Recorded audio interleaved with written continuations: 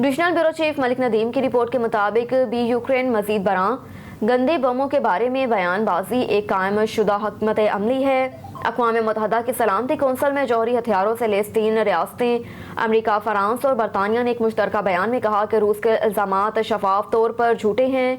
उनका ख्याल है कि रूस जौहरी हथियारों के इस्तेमाल को जवाज़ फराहम करने के लिए गंदे बम का इस्तेमाल करते हुए छोटे परचम की हड़ताल कर सकता है, जबकि ये मशरकी और जनूबी यूक्रेन में नुकसानदा है।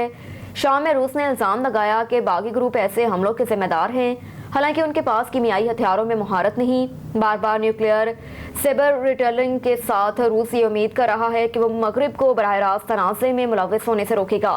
इसके बावजूद इस बात का इम्कान नहीं कि यूक्रेन एक डर्टी बम इस्तेमाल करेगा। एक डर्टी बम एक रवायती बम है जो धमाके के दौरान तापकार, हयाताती या कीमियाई मवाद को मुंतशिर करता है। ये इसलाह कसरत से रेडियोलॉजिकल डिस्पर्सल के साथ डिवाइस एक दूसरे के साथ इस्तेमाल होती है, जो एक ऐसा हथियार है जो तापकार अनासर को इस्तेमाल करता है।